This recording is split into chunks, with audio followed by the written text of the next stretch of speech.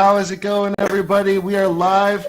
We've got Emerson in the house, Maya 2960, Chad, Josh, and XYFCenter. So we've got a really great panel here today. And let's start off with our intros. I am a YouTuber. I come from California. I've been doing TikTok for about a year now. And I love to travel the world and show people different foods and just, experience life. And that is my intro. My name is Bert, and I come from the channel Food X Bert. Wow, and then next we've got Domenick from XYFCenter. How you doing? I'm Domenick, XYFCenter, also the X family. We're pretty much, I put up videos about getting Trump out of office, basically put up facts so people can see the real stuff, not what's going on like Fox News and stuff. I also have a live at night that I basically invite people to come in and hang out, and if they're going through something, we're there for them. We deal with racism, we deal with sexism, anything that's going on that people need to come in and talk about. We're there for everybody that comes through, and it's on from 10:30 at night to 12:30 on the East Coast time. But basically, just showing love and positivity to everybody is what we're about. Cool. And then we've got Chad. I think I'm in the wrong place. I thought this was like a Tucker Carlson chat room. So he's talk about yourself, Chad, and what you do on TikTok. Emerson Bophy, Emerson Big Tits. Oh wait, I can't say it. Sorry about that. I'm sorry about. I have a show. I'm new to YouTube. I've been doing a TikTok for a while. George Soros keeps giving me money because he says I'm helping out the cause. I don't know. I just ended up here. So I guess we're going to be talking about Trump. Yeah. And then so we've got Josh here from TikTok. Josh he's been going pretty viral lately on TikTok, and I wanted to invite him on the show to talk about his life experience and everything, and just talk about everything that's going on. Josh, how are you doing? I'm doing okay. It's been a couple weeks. Yeah. So I mean, the video you're talking about. So my grandfather passed from COVID-19 last week, and I was kind of torn between just taking some time off or sharing, and so I opted to talk about it on TikTok, and I've got a little bit of flack from that, but for the most part, it's been positive reception, and so I've had a lot of love, and I've been, it's helped with the grieving process, but it has been difficult to come up with original content this week. It's hard to transition back into sarcastic assholery, which is what I normally do. Well, thank you so much, Josh, for joining us. And then we've got Maya 2960 here right now. Hey guys. Yeah, I'm on TikTok. I'm on YouTube like a tiny bit, but I haven't done anything in like a month and a half, and I probably won't until I graduate in May. I pretty much do politics and stuff, covering the election. Yeah, that's pretty much all I can think of right now. I'm in the middle of midterms, so so it's kind of chaotic that midterms and elections are happening at the exact same time, but we're struggling through it. So that's great that you're still doing, even though you got other things going on. Emerson from Australia, coming from the land down under. That's me. So I feel like a bit of an outlier here. So yeah, my name's Emerson. I'm an actor and I'm a singer. I'm a musician. And last year I sort of fell down a rabbit hole of looking into US politics, and it just has a way of, the more you find out, the more you want to find out. And so I've been suitably disgusted by everything that Trump's been doing. And so I've written a couple of songs about it for TikTok, one of which I released this week, and it's done pretty well. And yeah, so I'm here to just sort of chat about that and give my perspectives from a completely external country. So it should be fun. That is awesome. And then we got Missy Modell. No, like how do I? Modell, yeah. Hi everyone. I feel funny wearing red because it always makes me feel like it's a Trump hat, even though it's just a headband. But I'm really excited to be here. Bert's my new friend, and just really excited to talk to you all. And here we are. So I create parodies. Who am I? You probably don't know who I am. I create musical parodies based on social issues. And I like to use nostalgia as a tool to educate, but also to make you feel slightly better about the shitstorm that we're currently enduring right now. And I just released a new song, Genie in a Bottle, about how we all should vote for Biden, which you can check out on TikTok or Instagram. I love it. And I love the vote song that you did. This is crazy. I don't know. It's a great. Carly Rae Jepsen, of course. Yeah, just all the good pop vibes for everybody. And here we got Matt, the Loud Lib. Comes in hot. I hear music and I just start dancing. I can't help myself. I'm sorry. So yeah, no, it's so great to have you guys here. And we got a lot to talk about today. I mean, a lot of crazy stuff has happened. I mean, Trump with his town hall on the same day as Biden's, and then Biden had better ratings. Whoop whoop. Whoop whoop. Yeah, he did. But what did you guys think about those? Did you guys see Trump's one? It was crazy. I think he's very handsome. Or, I've been seeing that the whole time. He's a handsome guy. His smile. I'm not gay. I'm not gay or anything, but maybe once. So at one point, he's into kissing guys, so he might have a chance. At one point, he called him the creepy. She called him the creepy uncle that just blasts on Twitter. Yeah. Did you guys see that? The creepy uncle. Like, you're not someone's creepy uncle that's on Twitter just writing about QAnon. You're the president of the United States. It was. Did you see Mary Trump reply though? Well, about that. Because he is her creepy uncle. Because I get it. Yeah. It's just so crazy. But the hypocrisy, the craziness that's been going on with Trump deciding, he is Superman. Basically, he wanted to rip off his clothes and have a Superman outfit underneath it or something, from what I heard. Is that true?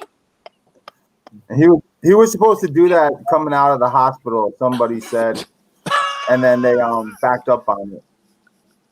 The problem I have with that is Superman was an illegal alien, so I'm not sure he wants to take that angle, right? I mean, a literal illegal alien. I don't know.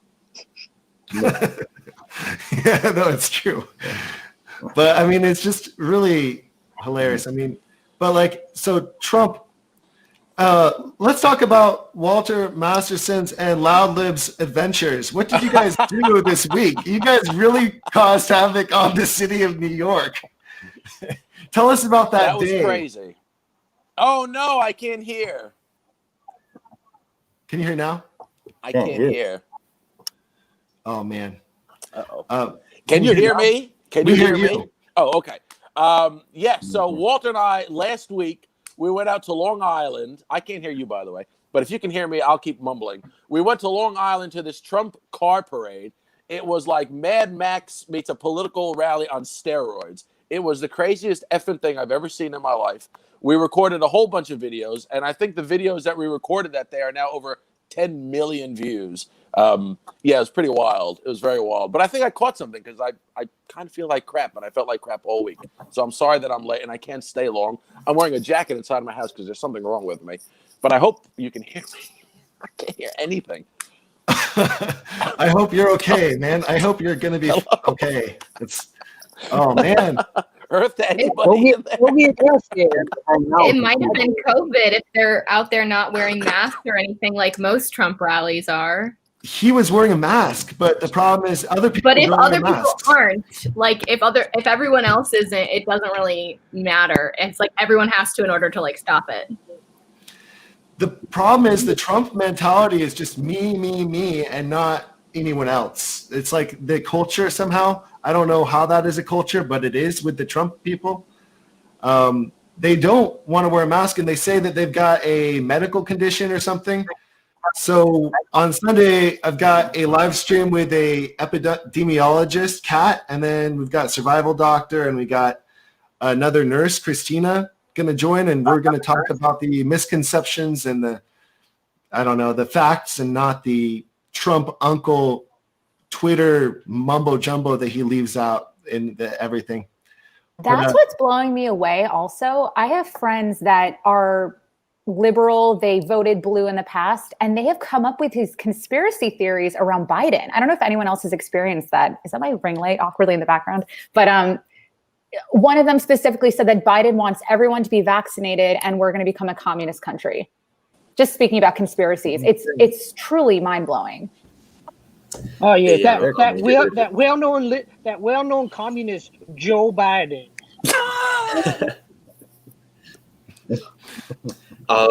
Just to give you the parallel universe sort of angle here in Melbourne. So Melbourne is actually the most locked down city in the world.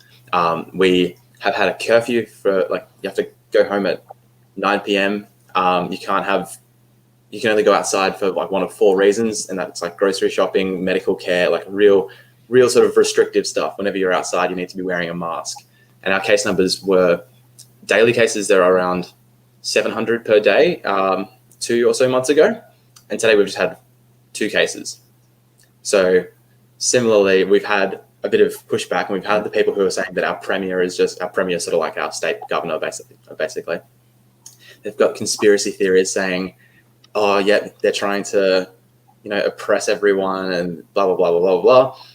But then, thankfully, the general mindset whenever that kind of stuff appears is okay, they're just shut up. Come on. It's just this all in this together mindset, and it's so refreshing to see, because whenever some parts of the media, which are Rupert Murdoch owned, are trying to sow that division and say, hey, why is he trying to control you like this? Everyone just immediately shuts it down. So that's how Australia's going. I feel like America used to have more of that, when there'd be oh, the earth is flat, or some other thing, or anti-vaxxers or something. Most people would be okay, are you kidding me? Come on. And now in Trump era, everyone's been validated. Their conspiracies are all validated because the president retweets them. It all seems to start with Steve Bannon. I think it all started after Sandy Hook. After Sandy Hook, that's when these conspiracy theorists started getting elevated and platforms to get out there and spread their craziness. And it's definitely become more and more through the last few years, I think. Well, don't they also I say get all that my news from my Auntie's memes on Facebook, so I can't really get out here. I'm sorry. Don't they say on Facebook that fake news travels faster than actual facts? Of course. Yes.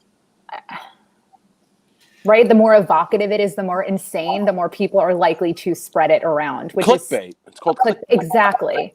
I've got to go back to Emerson's point about the numbers on how many. Are you saying that was the numbers for your entire country in Australia, or just Melbourne? Well, that was just the state that I'm in, Victoria. But I can find out I think we've had a total of 800 deaths nationwide. I was just going to compare that the whole time.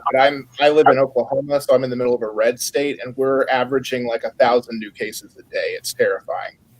Where are you? Oklahoma. Yeah.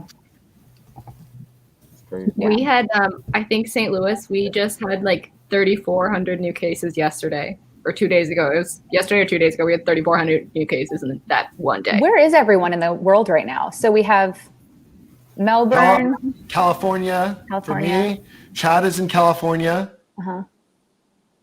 And you're not supposed to tell people that. Now that they're one of those elite liberals, libtards. Come on, man. Nice. Yeah. So where is everybody? We've got. Where are you at? Missy Modell. Model. Sorry. Model. I'm in New York City right now. Oh, nice. So you're very close to Domenick, XYFCenter, and the Lib. The Loud Lib. Yeah, I'm in The Lib. New Jersey. That Lib. You should go with the Loud Lib and karaoke some parody songs in front of some Trump rallies. Yes. I'm down. Let's do with it. Walter Masterson. And you guys can all do karaoke in the car. Yeah. It'd be amazing. Great. Sounds important. And then, it'd be epic. Yeah. But yeah, I'm actually looking right now. I'm looking for the video of when Trump was called a creepy uncle by the NBC news anchor, by the moderator. Did you guys see that?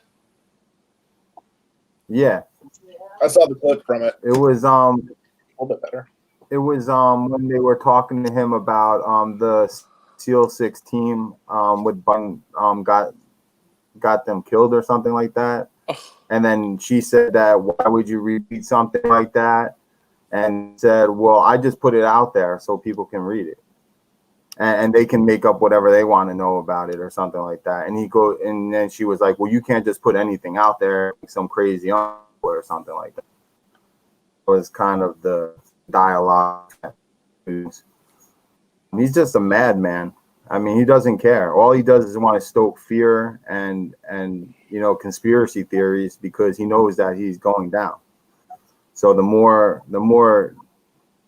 craziness he puts out there, the more he feels that he can get his base rallied up. And it's nuts.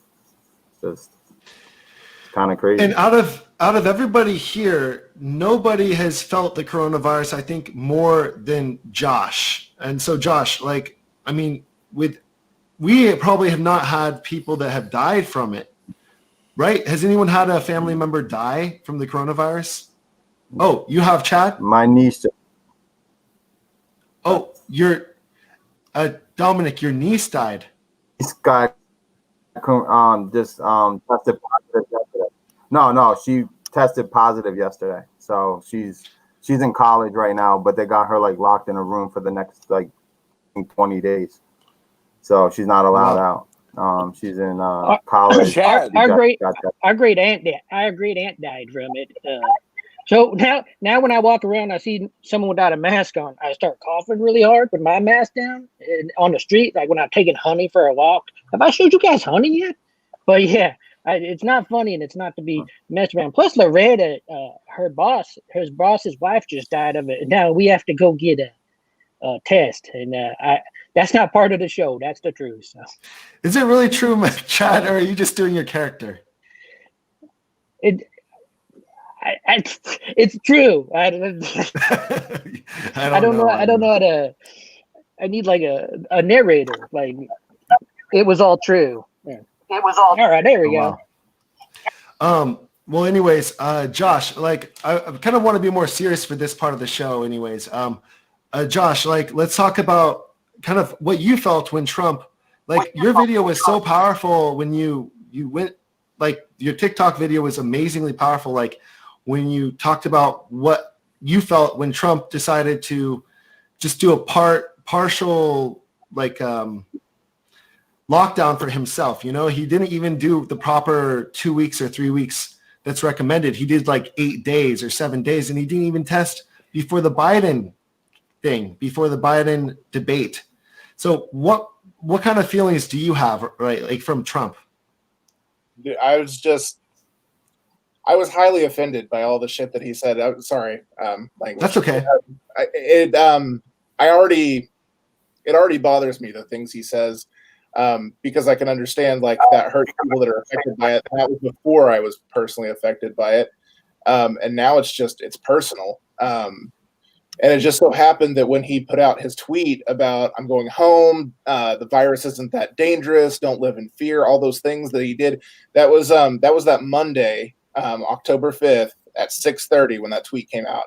My grandfather passed away October 5th, Monday at 6:15. So 15 minutes after we lost him, that tweet came up. And so as we were getting phone calls from my family because I wasn't able to be there to say goodbye to him, my father, my aunts, and my grandmother, the only ones that were able to be in the room with him when he passed.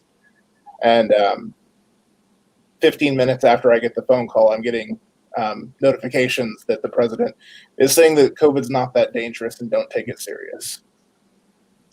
Yeah. No, it's just not right what Trump has done. And he doesn't want us to wear masks. He just says masks are completely optional. No one really has to wear a mask. It's not a big deal. This is going to go away.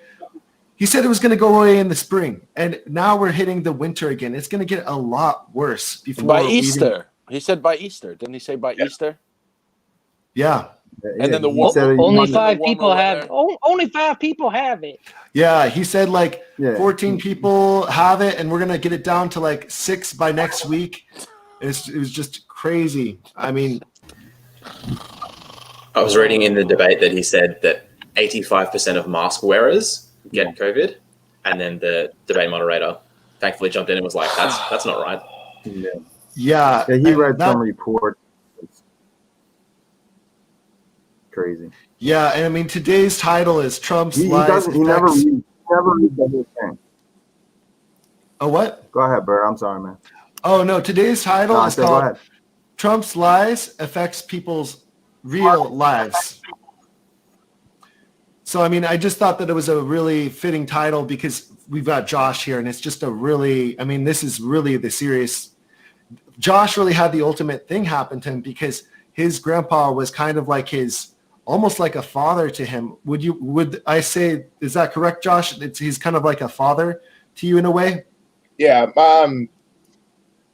My dad is we'll not even get into that. We'll just say that there's a whole other issue there. So my grandfather stepped in and did a lot of things for me. And so growing up, again, I grew up in a very conservative household in Oklahoma. So, you know, learning how to shoot, drive a truck, things like that, stuff that your dad usually teaches you really young, were things that my grandfather taught me. And so, you know, I spent my summers helping harvest wheat with him on the farm. It's lots of old memories. And he's always been a big part of my life. And so it was difficult. And he has been suffering from dementia for the last few years. So it's been harder and harder to have conversations with him, but we hadn't completely lost him. We were still able to get some. It just kind of took a lot of patience. Grandparents are the best. Yeah. No, grandparents are definitely, you don't really think they're going to go anywhere when you're young. You think that they're just a part of your life all along, but you really got to cherish those times with them. Like my grandpa, I mean, he died about 1.5 years ago, but actually we looked up all the different nursing homes that he stayed at during these times before he was alive. And like, we found out that all those nursing homes actually ended up getting COVID. So he would have been dead this year also if that happened. I mean, Trump has just done a horrible job at keeping this virus at bay. I mean, California has done their best, but we can only do so good. We can only do as good as the worst state that's doing their worst to maintain the social distancing and everything. Because our worst player doesn't matter how good our best player is. And this actually goes for Australia, because Australia actually had travel bans for the state that Emerson lived in. So Emerson lives in Melbourne, which has a travel ban. They could not leave the state, right? Emerson, you guys could not leave the state. It was completely restricted because even still, Sydney had no cases. So I moved. Oh, sorry. Go ahead. Emerson. Sydney had one of the first. It's a delay. Sydney had one of the first worst outbreaks from a cruise ship, and there was a whole bunch of there's a whole scandal about it because there were people basically lying and saying that the people on the ship had tested negative when a lot of them had tested positive. So that was early days, but Sydney has gotten pretty lucky in their control of it, and so it hasn't broken out the way it broke out here in Melbourne. But just to contrast things as well, I moved to Melbourne from the other side of the country, Perth, in February of this year. So just before everything kind of hit the fan. And Perth had one of the most effective lockdowns. Their first wave was maybe a month or two long, if that. So not only am I in Victoria, like the state of Victoria, where Melbourne is, where there's travel ban, you can't travel out of the state. If I was to somehow get an exemption and be able to travel back to Perth, I'd have to do like a 2-week mandatory lockdown in a hotel room. And I'd have to pay for all of that myself. So that's like, maybe $2,500 US at my own cost. So I was very much, like my parents are in their 60s. So I was very much just a little nervous when they sort of weren't taking things seriously at the start of it, because I had to sort of flat out say, if you catch this and it turns bad, like I will not be able to make it back to say anything. So travel bans, they're working, but they have a risk about them. The way, Guys, I gotta peace out. I have a meeting at 8 or 6:30, whatever exactly. But it was nice to meet everyone. Thanks everyone for watching. I'll hop up on another Stay time. safe. okay, Maya. But Well, do you want to just plug your channel really fast one last time? yeah, follow me on TikTok. Nice. It's right there. Thank you so much for joining us, Maya. Yeah, so anyways, it's just really a crazy, we've had the worst response out of any country in the whole world, including India, including Pakistan, including Afghanistan. They have actually dealt with it better than our country. And it's all thanks to one orange man. It's just really, really sad. One Yeah, orange, Dominic? handsome man. Yeah. Yeah, so Dominic, what were we going to say? Oh no, I was gonna say that I think that the biggest problem is that he was running re-election, so he was worried about his, the election, that he didn't care about the people. Honestly, if it wasn't an election year, I think he would have done things differently. I mean, that's just the way I feel. Who would have done things differently? Donald? Trump would have done things differently. Oh, he's an idiot. I think he's an idiot. No, he doesn't know what to do. I think he has no idea what to do about anything.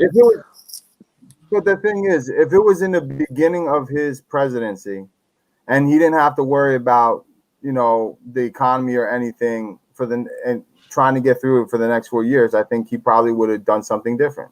But because it was in an election year, and the fact that he knew that if the economy went down and the stock market went off and all that stuff went off, that it would destroy his whole election. And I think that geared him towards what he did.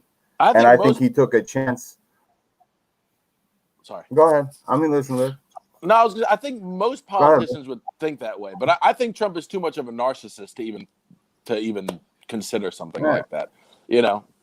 That's just my thought on that. I don't think he would have done anything differently. I don't think Trump has any opinions about anything. I think it's whoever is around Trump tells him what to do, and that's what he does. I don't think in his mind he's losing this election at all. I think he literally believes himself when he says, I handled this better than anyone else anywhere in the world at any given time. He's that much of a narcissist. Whoa. What do you mean losing this election? What are you talking about? He's about to win like 48 states. The Adelsons just donated. The Adelsons, if we all know who the Adelsons are. Rasmussen. You should get your news from Rasmussen polls. It's the only ones that are accurate. The Adelsons just donated $175 million to Trump's re-election campaign. Now, if you don't know who the Adelsons are, he just gave, I think her name is Miriam Adelson. He gave her the Presidential Medal of Freedom a year or two ago because they were heavy contributors to the Trump campaign. And they just donated $175 million to him. So everyone needs to remember that this election is far from over. The polls that we see are national polls. Biden and Trump are still very close in key states that we need to swing. So don't let anyone think that this is over for Trump. It's not. We still have a lot of work to do from now until November 3rd. I think Loretta just told me that the Adelsons ended up making $750 million on a tax breaks. So that's a pretty good deal. They gave him $200 million and made like $200 million more. Or $5. They needed it. I heard they needed it. One of the biggest problems there with Trump is the fact that, contrary to popular belief, the country can't be run by one person. It's a collective. It's an entire organization. And Trump is the kind of person, like you said, a narcissist, to the point where he's not capable of working with other people. So I have to agree with the Loud Lib here that I don't know that Trump would have done anything different because he's not capable of listening to people, the people that are necessary to properly advise him. And he doesn't know how to run it, but he's going to pretend that he knows what he's talking about and just keep talking out of his ass because he doesn't know he's not capable of letting anyone else tell him what to do. Yeah, I agree with that too. I do see that point. I mean, what do you think? What happens? He hears a bunch of things from different people, and whichever one to him sounds the craziest is the one that he grabs at and goes, "Yeah, I like this one. I'm going to go with this theory." Well, and that's the TV personality in him. Exactly. It's the drama. Exactly. Whatever's going to get him on TV and ratings and sound. Exactly. It doesn't matter whether it's good or bad. The whole there's no bad press thing is Trump. That's why CNN and MSNBC are to blame for the Trump presidency and to blame if he gets reelected again. He gets billions of dollars of free advertising every year from these networks because they can't just shut them up and stop talking about him. It's constant. It's constant. There is no liberal media. The liberal media is feeding into reelecting Donald Trump right now. And I see it every day, and I'm sick to my stomach. I can barely watch any news anymore because it's the nonstop Trump train, and it makes me sick to my stomach. Tucker Carlson said the liberal media is using AOC and George Soros to try and give me free health care. So checkmate. There is a liberal media, and it's working against it. You just need to read the memes. I hope Tucker makes his bow tie so tight next time he suffocates. Excuse me, I shouldn't have said that. No, I mean Tucker Carlson. He is such a hypocrite. Like I've got some of his clips from before. You don't like White Power Hour? Tucker Carlson's White Power Hour? You want to tune into that? He's like, it's on my DVR. When even Fox disavowed Tucker Carlson and basically put it out there that like no one in their right mind would actually believe anything that he says, that was cool. That was the best thing that I'd read. Yeah, and also, I mean, he's such a hypocrite. I can even play a video right now. Actually, I'm going to play this video right now. I've played it before on this live stream, but it was just such a hypocritical video of him bashing New York City. I'm going to just play it right now. Here. So you saw what's happening in New York. The question is, why is the outbreak so especially devastating there? New York City is the densest metro area in the country. That's the most obvious answer, probably the biggest problem. The city also has an awful lot of people traveling to and from other infected countries, and that's significant too. But it's not the whole story. As this deadly virus emerged from eastern China and began to spread inexorably across the globe, clearly headed here, leaders in New York not only failed to shield their citizens from it, they took affirmative and aggressive steps to increase the risk to their population. Why would they do that? Well, because they were worried far more about being called racist than protecting human lives. That's not an overstatement. That's not hyperbole. Watch the city's health commissioner, Osiris Barrett, urge New Yorkers to spend as much time as possible in crowded public places. Keep in mind, this video was from February 2nd of this year. That was long after the threat from the Chinese coronavirus was obvious to anyone who was paying attention. The risk to New Yorkers for coronavirus is low, and that our preparedness as a city is very high. There is no reason not to take the subway, not to take the bus, not to go out to your favorite restaurant, and certainly not to miss the parade next Sunday. I'm going to be there. Take the subway, go to dinner, people cheer. They feel good about themselves. Future generations, though, are going to watch that video with their jaws open in disbelief. How could someone charged with protecting public health so recklessly endanger? Yeah, I mean, it was who else wanted to punch him the entire time we had to watch that? Who else? Me. Okay, good. Me. But also, that was way before anything. Yeah. In February, that wasn't even top of mind. We would have had zero idea that it would have resulted in what it is today. Yeah, so I forgot to tell you guys, this was Tucker Carlson on the 27th or 28th of March talking about February cases of coronavirus. February 2nd, and like it said on the video, it's February 2nd, which was just like so far before we even had coronavirus on our minds. Actually, we thought that the virus wasn't even in the United States. There was one case, and it was already taken care of, is what everyone tried to say. But the fact is we didn't do testing. We didn't do any contact tracing. Where did the people coming straight from Wuhan end up going in the United States? We didn't do anything. There was no test developed by our CDC.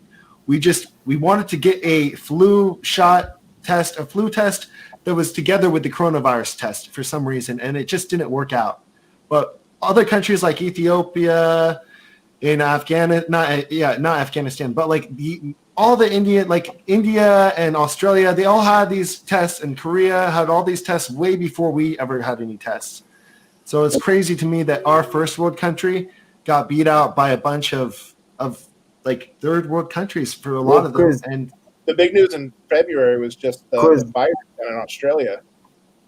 That's all I remember from February. That was what was dominating the news circuit at that time. The fires.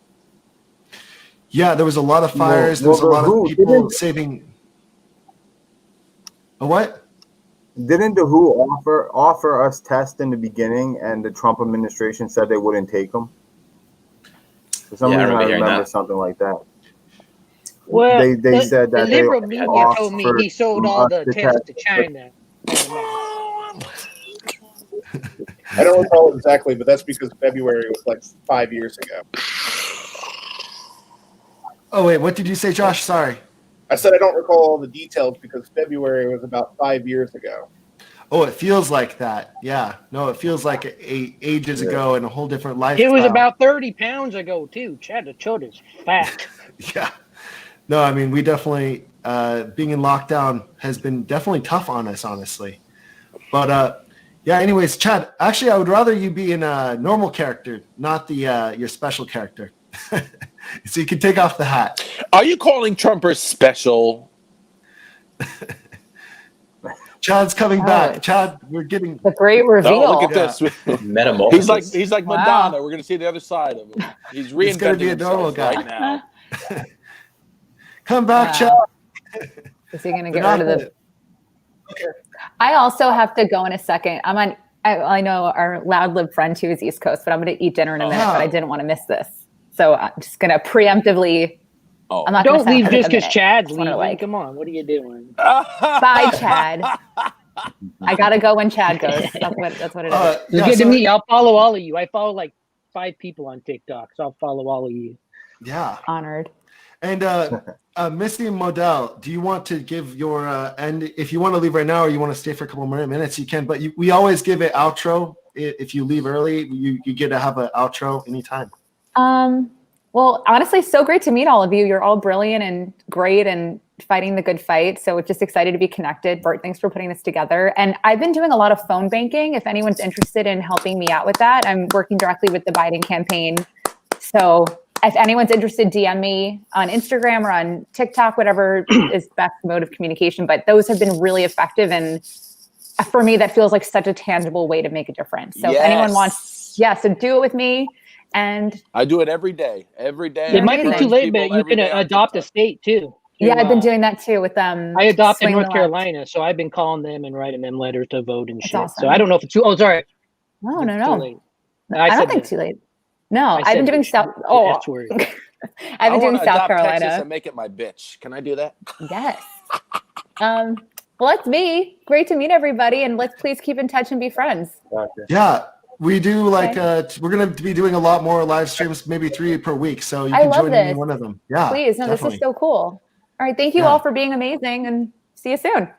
See you later. Missy Modell. Bye, guys. Bye. Yeah. So anyways, I've got this clip from the one where she calls Trump a uncle. So I'm going to play that actually right now, just really fast. There's not a satanic you never know that? Oh, wait, I think maybe there's an echo somehow. Maybe someone needs to put their, maybe it's coming from you, XYFCenter, possibly. I'm not sure. Try muting yourself. There's not a satanic pedophile cult being run by. You don't know that? Let me ask you about QAnon. It is this theory that Democrats are a satanic pedophile ring and that you are the savior of that. Now, can you just once and for all state that that is completely not true and that disavow QAnon in its entirety? I know nothing about QAnon. I just told you. I know very little. You told me, but what you tell me doesn't necessarily make it fact. I hate to say that. I know nothing about it. I do know they are very much against pedophilia. They fight it very hard, but I know nothing about it. They believe it is a satanic cult run by the deep state. Study the subject. I'll tell you what I do know about. I know about Antifa. Antifa, and I know about the radical left, and I know how violent they are and how vicious they are, and I know how they're burning down cities run by Democrats, not run by Republican Republicans. Senator Ben Sass said, quote, QAnon is nuts, and real leaders call conspiracy theories conspiracy theories. He may be Why not right. just say it's Can I be crazy and honest? not true? He may be right. I just don't know about QAnon. You do know. I don't know. No, I don't know. I don't know. Let me ask you another thing. Let's waste a whole show. You start off with white supremacy. I denounce it. You start off with something else. Let's go. Keep asking me these questions. I do have one more in this vein. Let me just tell you, what I do hear about it is they are very strongly against pedophilia. And I agree with that. I mean, I do agree with that, and I agree with it. But there's not very a strongly. satanic pedophile I have cult no being run idea. by. I know You nothing don't about know that. Okay. No, I don't know You that. just and this neither week. do you know that. Okay, just this week you why aren't retweeted. you asking me about Antifa? Why aren't you asking me about the radical left? Because you're Why aren't volunteering you asking Joe Biden questions about why doesn't he condemn Antifa? Why does he say it doesn't exist? Because you're here before Antifa, me. no, excuse it's so cute. Antifa exists. They're vicious, they're violent, they kill people, and they're burning down our cities. And they happen to be radical left. Just this week, you retweeted to your 87 million followers a conspiracy theory that Joe Biden orchestrated to have SEAL Team 6, the Navy SEAL Team 6, killed to cover up the fake death of bin Laden. Now, why would you send a lie like that to your followers? You retweeted That was a retweet. That was an opinion of somebody, and that was a retweet. I'll put it out there. People can decide for themselves. I You're don't the take a president. position. You're not like someone's crazy uncle who can just retweet whatever. That was a retweet, and I do a lot of retweets. And frankly, because the media is so fake and so corrupt, if I didn't have social media, I don't call it Twitter, I call it social media, I wouldn't be able to get the word out. And the word is and you know what the word is? The word is very simple. We're building our country stronger and better than it's ever been before. And that's what's happening, and everybody knows it. Okay, we you know got a what bunch else of the word questions is? for you. We're winning in a lot of states. Okay. We're winning in a lot of states. Lock him up Wow. and throw away the key. He has absolutely lost whatever few marbles he has left. I mean, he says the same crap over and over. The radical left, the radical this, the radical that, the dangerous Democrats. Meanwhile, he will sit there and encourage these psychopaths in Michigan who wanted to kidnap the governor, put her on a trial, and then potentially kill her. He doesn't talk about that at all. I can't stomach him. I'm sorry. No, I gotta. well said. So I made a QAnon episode. It got kind of popular for a while, and the first death threat I got on YouTube that was specific, like they actually who I am, it was from that video. Like so many things were like, you know, we know where you are, and then some kid sent me like my address and started talking about my dog. So they're crazy, man. They I was are just counting crazy. all the brain cells I was losing as what I was watching that video. Yeah, please, no more clips of Trump. I'm gonna vomit. Seriously, I can't. It was really crazy that she called him the crazy uncle. Like, that's what he is. He's literally lost his mind. He's retweeting random stuff, completely false, that he knows is false. Like the thing that he retweeted about the 80% of people that wear a mask get COVID. It was really bizarre, you know? Who even... I don't know who he's trying to pick up. If there are any undecided left, you know, you have this sliver that's pretty much not there anymore. And if you're just tuning in, if you're really undecided, which I don't think there are, but you're tuning in and you see QAnon, Osama bin Laden's alive in New York City in Joe Biden's house or something, you know, I mean, you're undecided. It's time to make a choice when you see that, right? I don't know. He's just doubling down. He decided a long time ago that he did not care about picking up any new people. He decided a long time ago that he was going to double down with the crazy train and take it as far as he can. That's all. What was the craziest thing that happened while you and Walter were doing your thing out there? Like the craziest. The craziest thing that happened with, well, you know, actually what I will say is Walter and I went to an event that wasn't there. Like, we went out all the way to Long Island. My ass woke up at like 7:30 in the morning, which is not easy for me to do. And the Trump event that we were supposed to go to was non-existent. So we ended up finding another Trump event because Long Island is Trump trash heaven. and we found this Trump car parade, which if you've never seen one of these things, I remember I said to Walter on the drive back home, I said, I think we got a lot of comedy gold. I mean, like I said, my videos from that day are over 10 million views just from that one day alone. But I said to him, aside from the comical aspect of everything, I said, how scary is it that you have hundreds of these people driving like effing lunatics down the LIE on a Sunday afternoon with nothing better to do? They weren't going anywhere specific. They were just driving up and down the highway, honking, screaming Trump's name, pulling over to the side of the road, holding up their signs, like they were hanging out of the sunroof. You saw in one of my videos, a girl was hanging out of the window without her seatbelt on, and their parents are right there. I mean, there was no one thing that I could say was the craziest. The entire experience was eye-opening. And again, this was in New York. I cannot stress that fact to enough. This was in New York. They do it every Sunday. Hundreds of these crazy people who support Trump do this every Sunday in New York. So if they're going to do this in New York, you've got to remember, you got a campaign in Florida, Michigan, Pennsylvania, and Wisconsin. We need to flip those 4 states desperately. Yeah, no, definitely. And I also, Emerson, I'm curious, what made you decide to make American election kind of videos, like awareness of suppression of the people trying to vote? Like, easy really, ratings.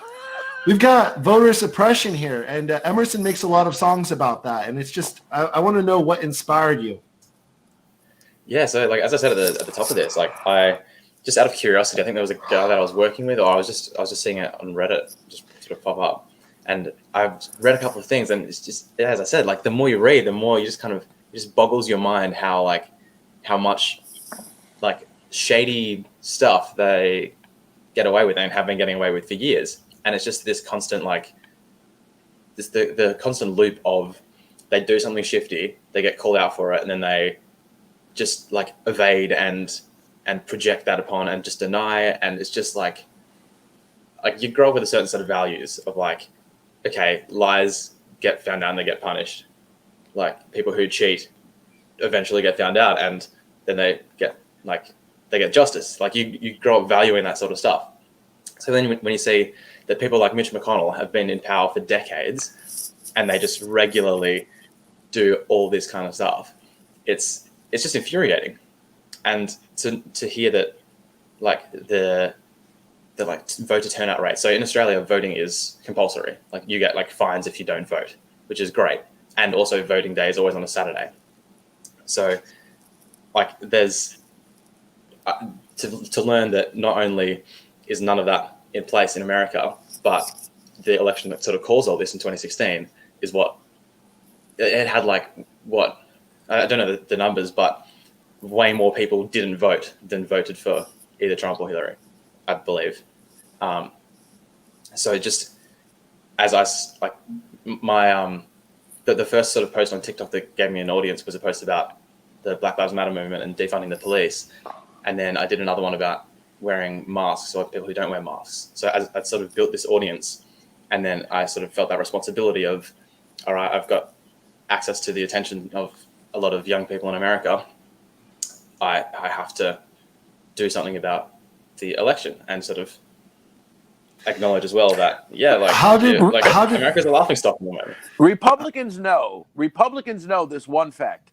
If Americans vote, if every American were to actually vote and be able to vote, they would not hold the office of the presidency in this country, period. And Republicans know that. That's why they have been, for decades, trying to disenfranchise and, in a way, discourage people from voting. Because they know that Americans would not continue to vote for this bull crap if they were really paying attention. That's literally the purpose of the song. Yeah, How the song does is the- basically saying... Yeah, that's 100% right. But also, like we saw with Obama, Democrats get out in presidential elections, and 2 years later, where were they? Correct. The whole thing got stacked with Tea Party and everything else, and we lost everything he could have accomplished. So I mean, Democrats we don't have to hold them, but Democrats have to stay energized, and they got to quit fighting. The far left has to quit fighting with like the moderate left. Like Republicans, Democrats fall in love and Republicans fall in line. And I just wish we'd be a little bit more like that sometimes and realize that we could have 3 Supreme Court justices right now.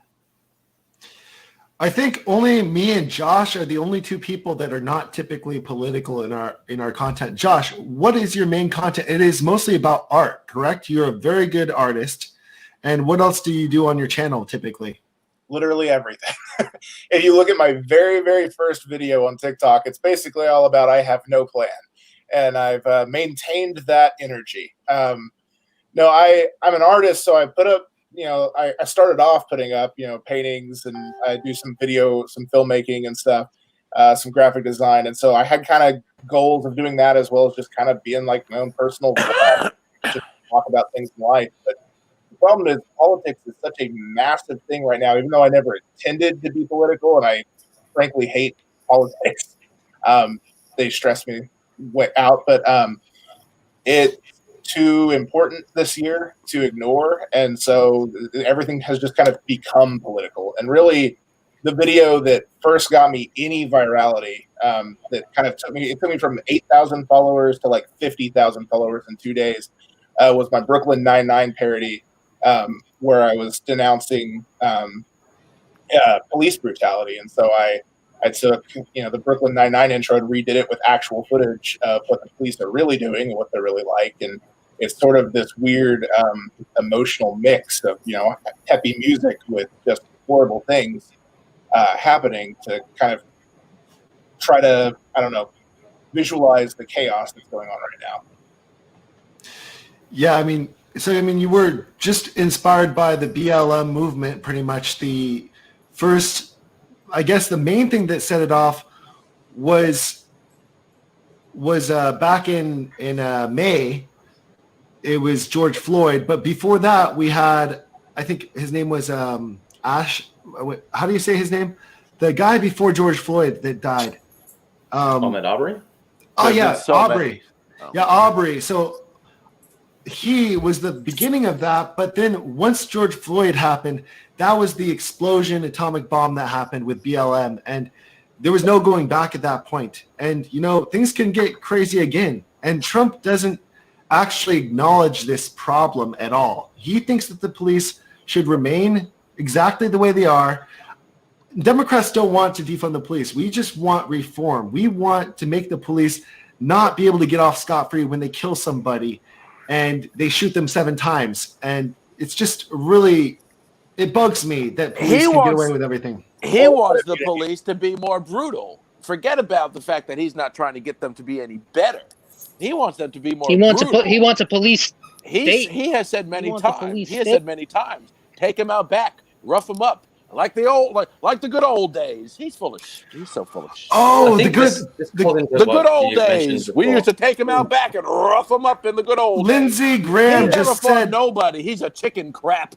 He walks around with bodyguards. He's always walked around with bodyguards. Donald Trump only grabs him because he's one of them. Sorry. I wanted to say something. I stopped myself because I forgot what channel we were on. Lindsey Graham said the good old days of segregation. Yeah. Abe, tell us about what Lindsey Graham said in that whole thing. This was in the talking about the new judge that they're appointing, and this is should be illegal what they're doing, but they're. Yeah, so Lady Graham was having her final moment after the SCOTUS thing, and he just turned to her. He's trying to be very kind of chummy and folksy, and he's like, yeah, you don't want to go back to the good old days of segregation now, do you? And so it's kind of like he doesn't realize. Was this before or after he said black people are only safe if they're conservatives? Right? He said that. Yes, Is that before or after that? He said you can be black in South Carolina as long as you're conservative black. Yeah, that he said a few days ago. Yeah. This was the last beauty of this was the button to that sentence. Remember when they used to talk in dog whistles? I feel like the dog whistles are gone. Like, it's just say it now. It's just language now. Yeah, remember when you used to call someone racist and they'd say, oh, I'm not racist. I have black friends. Now they don't even say that bullcrap anymore. They don't even care. They just Well, talk about Chad says he has 30 black friends on Twitter, but apparently they're all fake because Twitter just kicked them all off. So I guess Chad doesn't have any black friends now. Who's That's Chad? what happened when the president of the United States validates that opinion. Racism was a bad thing that you would, say that you weren't if you were accused of it, until the president of the United States starts validating his opinions, and it emboldens people. Listen, and that brings it back to what someone I think said before about him being a bit of a puppet. So like, I don't think he really believes, like, I don't think he really wants more police brutality. I don't think he wants all this stuff that he's pushing for in dog whistling or regular whistling. I think he's just saying it because he knows that speaks to the people that vote for him. Of course, he used to be a Democrat. Jules in the comments, I'm just looking at that, called out earlier. He just doesn't want to go to jail, and that makes you realize that this election isn't just an election for him. If he loses this election, he will probably he should, if there's any justice in the friggin' world, he should get slapped with all these New York lawsuits. But then you go back to the 70s and 80s, and he was kicking black people out of his condos. Of course, there's a pattern. Yeah, that is true. And he's definitely racist. And the Central Park 5 is, to me, incredible, because I was living in New York back then, and he was just the most heinous figure. I can't imagine someone that's been so despised managed to get right into the White House. Everywhere he's lived. Shocking. Yep. We've been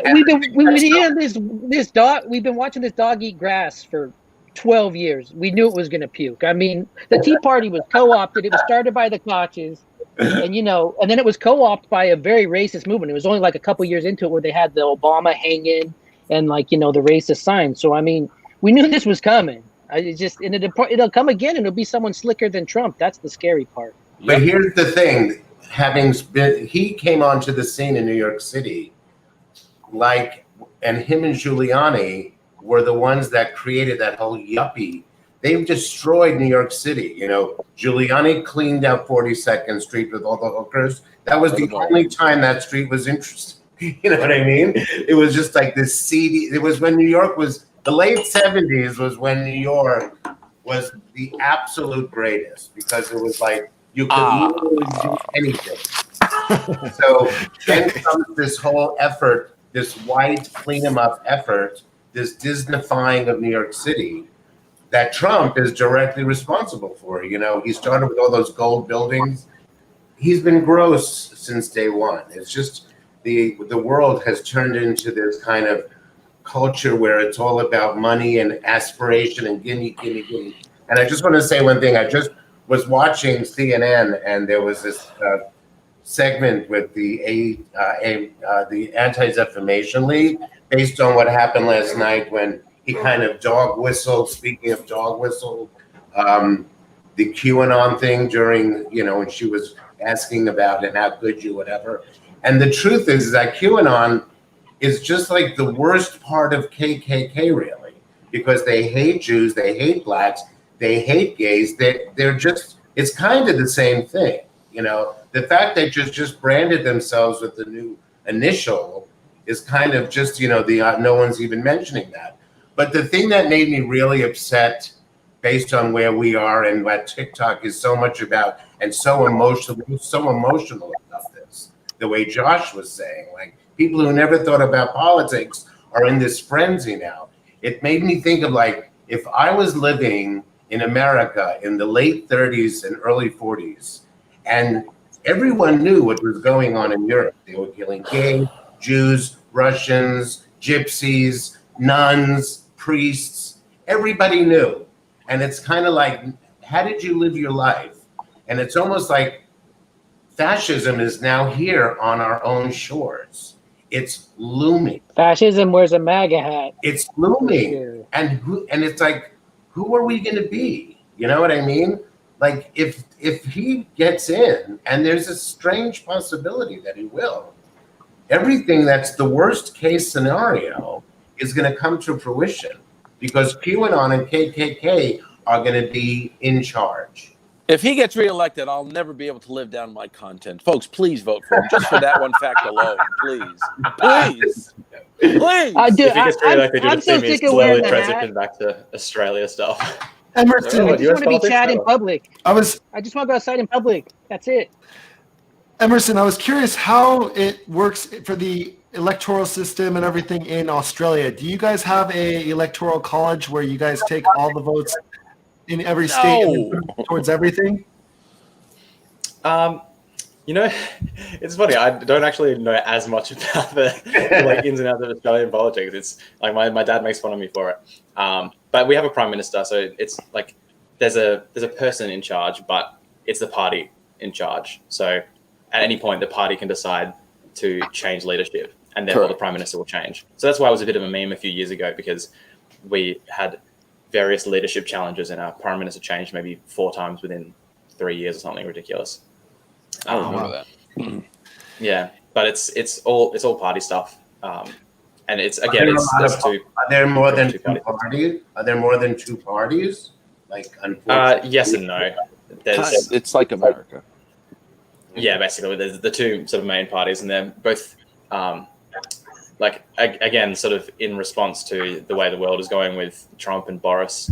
Our current sort of leadership is more of that authoritarian left. Sorry, authoritarian right. Right. Yeah. Oh no. Watch your words, mister. Watch your words, mister. We've got a guest. Authoritarian left giving you health care, even though you don't want it. You're going to take it. Well, ironically, our rightmost party is called the Liberal Party. So you hit around that. They're also called socialists. They weren't socialists. We've got a guest, you guys. His name is Ryan Shead. What's going on, guys? How you doing? Hey, Ryan. Can I? Good to see you guys. Bert, I'm going to have to tag out now that we have two other people here, because me too. I still feel kind of crappy from earlier today, but I go want to ahead, pop man. in and see everybody. Go ahead and make sure you check out Loud Lib. You can do that plug. Just leave me alone. Okay. Don't follow me. Leave me alone. I've had enough of this crap. Just leave me alone. Enough. Don't follow me. Don't watch my videos. Enough. Okay. Wait, before you go, did you have on your ballot for president Rocky de la Fuente Guerra and Kanye Omari West as vice president? When did he become vice president? Where was that president? I didn't know that. Vice president. And if Kim was president, he'd probably take it. You know what I mean? My sister-in-law has told us that she's going to vote for Kanye, who is on the ballot in Oklahoma, which is actually a good thing because she was an avid Trump supporter. And so the fact that we've gotten her, she won't do Biden, but at least she's not voting for Trump, which is a step in the right direction. We'll take it. Well, Joe Biden sniffed my hair, and I loved every second of it. Have a good night, everybody. Later, brother. Bye-bye, everyone. Make sure to go check out Loud Lib. I've got to head out as well. Yeah. Okay, Emerson, thank you so much for joining. I hope you come on like in the next couple weeks or days or whenever you have time. It'd be great. So yeah, have a great night. Thanks for having me. Or have a good morning, I mean. Good morning. Yeah. Good morning in Australia. I've already gone and followed. Nice. Okay, so yeah, anyways, I've got this ad that none of you guys have seen, I think. It's on the front of YouTube. I did feature it the other day in our last one, but this ad is ridiculous. None of you guys have seen it, so I think I can play it right now. It's really, really ridiculous. So Trump used this to go on the front of YouTube to promote his campaign and everything. So I'm going to play that really fast. First of all, where do you want to see the court take the country? And secondly, what's your view on how the Constitution should be interpreted? That's like saying before you got in this program, you take a test where you're taking cocaine or not. What do you think, huh? That's the question. Please quiet, everybody. You're getting nervous, Hold on just a moment, My folks, wife has to because go this is going to end up getting out of control. Let's try to keep it quiet so for the candidates and for the American people. But I tell you, if you have a problem figuring out whether you're for me or Trump, then you ain't black. I want to thank you both for participating. Now the decision is up to you.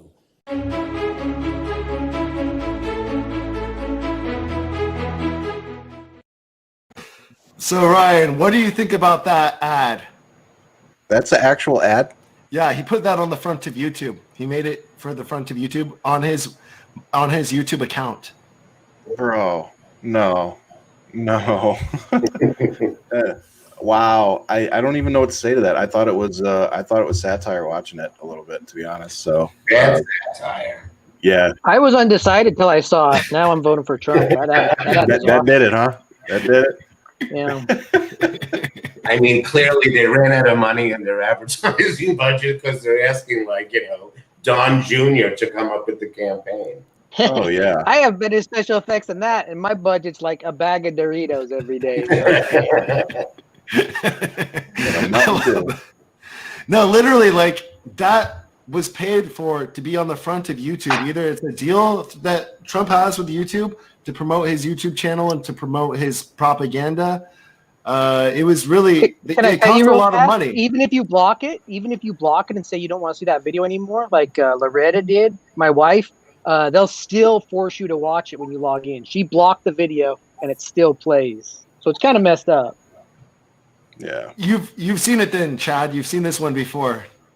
Yeah, I mean, I actually tweeted at YouTube because I was like, this video's unskippable. When they first put up the videos, the volume was on automatically as soon as you'd open it. So it was almost like a propaganda delivering device, So I tweeted at him. I was like, you guys are running this. It's unskippable. And now it's like playing the volume without. So anyway, it's just it's frustrating because, it comes down to money. Google wants that money. Yeah, and I think that YouTube is actually more on the side of Trump because I think they're paying more money to YouTube, honestly. I'm not sure, but I think so. Makes sense. Yeah. There's actually another ad I want to play for you guys right now, too. It's an ad for something that Trump did, I guess, that's good, helping, like, the homeless or something. Do you guys want me to play it? I'll play it really fast. Sure. Yeah. I'm an Army vet. I was homeless. I was sleeping in my car and didn't have any hope for a long time. Then Tony Rankin was offered a second chance. President Trump's opportunity zones gave new investments to neglected communities, and jobs are coming back. Life is good now. Life is worth living. The president does want to help people like myself to be lifted back up in these low-income communities. I'm Donald J. Trump, and I approve this message. So another propaganda that was also on the front of YouTube. What do you guys think? I mean, Trump hasn't done all bad things. Let's get real. He hasn't done everything horrible. He's probably had some bills that were good. But I'm sorry, he has done a majority of things very badly. The New York Times has a podcast, The Daily, and this week one of the days was about what his term did, what he did and what he didn't do. And I still think the Times has it out for him too. But they went off, the first half hour tells all the things that he did. And, it's just, I don't even want him to do it. You know what I mean? I don't want anyone to see him succeed because he's just, it's kind of, it's like cutting yourself in order to move forward. It just feels like a self-mutilation to let that be good. I agree with you, Abe. It's like at some point, it's just, yeah. It's like hurting yourself. If you guys want a quick pro tip, I don't know if that's this kind of YouTube, but you can use your library card to read the New York Times online for free every day. I don't know. I'm sorry. It's not that kind of YouTube, right? It's one neat trick, and you can get free New York Times. I actually have a library card. Go get your library card, kids. The few good things that Trump's done, it feels like an abusive spouse who, like, beats his wife, but then when she's about to leave him, like, gives her a gift or does something nice that's out of character to try and show how wonderful of a person they are. Right. You mean like money to help California with the wildfires after he said he wasn't going to do it? Kind of like that. Or Puerto Rico, putting money towards Puerto Rico. Like Josh just said, though, he said yesterday? He's like, I'm not going to help California. I'm not going to give them any money for the wildfires. And then today, when there was so much backlash, he was like, oh no, we're gonna help. I was just kidding. It was normal BS. That's everything he does. It was a joke, or I didn't mean it, or take that. Yeah, exactly. Yeah, I mean, he's missing an opportunity. He could be like, California, you're fired. That's his thing right now. Cut that. Can we cut it when it's live? I start in 2012 or something. I started a Facebook page that I never really remember doing, and it's called Donald Trump, You're Fired, and it's still there, but I never really.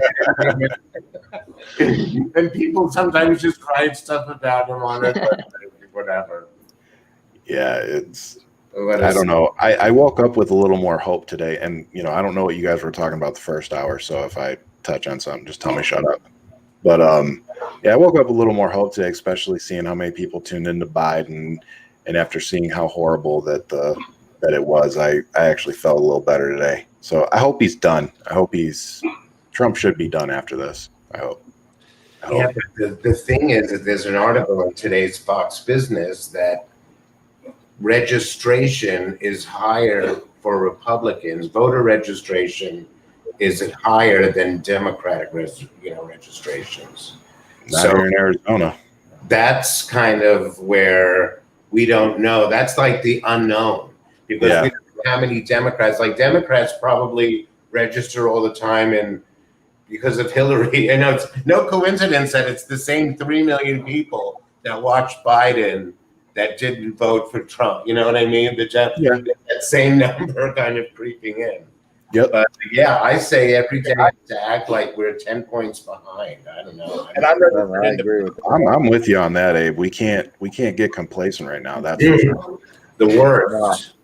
Yeah. I do check 538 every morning now, just to make me feel a little bit better. You guys ever go 538? Yeah, but he's the one that thought she was going to win too. I know, but he actually was a lot closer than people give him credit for, because now he's kind of cutting into like the states that are going to flip. And Hillary was around 44% the whole time. She never really, there was always undecided. It's like 8% undecided. But now Biden's actually over 50% in a lot of these, because there's only like 2% undecided, which will probably break for Trump. But. I mean, the whole idea of someone who is undecided at this point is just deciding, I may have said it before, is just deciding how much of a racist am I or am I not? Because I'm undecided. You're so handsome. That's what that lady was. She said, I'm undecided. You're so handsome. It's not even about just being a racist with Trump at this point. I mean, he's a freaking criminal, period. I mean, he's a criminal. He's a racist. He doesn't like women. He doesn't think women should hold power. He doesn't like when women like Savannah Guthrie, which, by the way, I want to have her babies after last night. He doesn't like that. So, it'll be good to get him gone for a lot of people, groups, and communities in our country. So, Ryan, you're running for an office, right? Not right now. Now. I'm gearing up for running 2022 for a House seat here in AZ in Arizona. So, but you got to get started early. Do you have any skeletons in your closet that you're trying to clean up? But I tell everybody, I said, what scares people about me is that there's no skeletons in my closet that I won't drag out myself. Right. So, there's nothing people have to use on me, and that makes me dangerous. So, but you're sure it's okay to be associated with this motley crew here, that this isn't going to affect anything? Trust me, if Donald Trump, and I get that a lot, actually. They're like, oh, you think you can cuss online and you're going to make it to office or something? I'm like, yeah, I think I'll be okay. If Donald Trump can make it to the presidency, I think I can. I think I'll be okay. But it's at the same time, you don't forget who your friends are, and I'm here to represent everybody. So, whatever. As long as you're not a racist piece of garbage, and then I really don't want to represent you. I will, but I don't really want to. Hey guys, I need to head out too. All right, man. All right, have a good one. Who was that? You're muted. I think you're on mute. Sorry, guys. Josh, thank you so much for joining us. Can we get your plug in for one more time, Josh, before you go? Yeah, no, I appreciate it. Y'all guys can follow me on TikTok. I'm just Josh and Witcha with a underscore between each word. So just Josh and Witcha. And that's really my big platform. You can find me anywhere else. Good luck. There's like 20 followers everywhere else. I think I'm gonna head out too. I gotta get some food. So it was nice to meet all you guys. I'll follow all of you. I don't follow anybody on TikTok really, so I'll follow all of you. Yeah, Chad, thank you so All right. much for joining. And I'm actually MJG MJG. Writes on TikTok. I'm Chad the Chud Show on YouTube. MJG Writes on TikTok. So nice to meet you guys. Make sure you vote. Yes, I did. Yeah, I hope I voted. did all right. I voted. Yeah, you did fine. I think that I like your normal personality better than your alter ego Trumper personality. It's so much more better. Well, Chad, here's what you can do with then. that? Here's what you can do. You can vote his ass out, and then I can be myself after November. go. 3rd. I like All that right? plan. We have a whole Sounds second good. season plan. See you guys. So what Chad does is Chad makes kind of parodies on like kind of the hillbilly style of Trump. I've seen his stuff. Yeah. Make sure you subscribe to Chad. How do we find you again? It's tacky. So I'm Chad the Chud Show on YouTube, and then on TikTok it's MJG Writes. So okay, MJG Writes. Cool. Yeah, and I'll follow all you guys. I Yeah. usually don't follow. I think I follow like 2 people on TikTok, so I see only their videos over and over, and it is infuriating. So this will be good. So, all right, Yeah. thanks, guys. All right, man. Have a good one. See you later, Bye. Chad. Bye. Yeah. So actually, I forgot And there were to. 4. I forgot to invite somebody. Oh yeah, someone's coming on right now. It is kind of the end, but my friend BrainDaddy is really an awesome YouTuber. Good. BrainDaddy is coming on. I didn't have him in the list of the emails, so I forgot to send him until later, because that's just what happens when you have like 20 send outs on emails. You just sometimes forget one person, but I feel bad. But he's coming on right now, I hope. BrainDaddy. Cool. I want to ask you something, Bert, because I had a problem when I was doing our stream the other day. I want to see if I had the same problem. Yeah. Ask me anything, Ryan. Right now? Yeah, right now. Oh, well, when I was streaming with Nikki the other day, I was trying to play the videos like you do, but it wasn't playing the audio from the video. I wonder what's going on then. Because I couldn't find any settings under because I did the same thing, StreamYard. Yeah. I think that, are you paying the $25 per month? Okay. Yep. Yeah, it should be playing. So it must be something. It plays, it just doesn't have the audio, and I couldn't figure it out to save my life. And it threw us all off. Like, it just threw off our whole plan. That's horrible. Yeah, that's not fun. It is what it is. Well, and if you can't figure it out, you can always just try to use mine for a time or something. Okay. And see.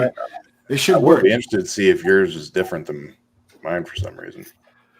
But yeah, so are you guys all familiar with BrainDaddy? I am. Yeah. I think I follow him. He's pretty funny, and he lost his YouTube account recently. His TikTok. His TikTok account.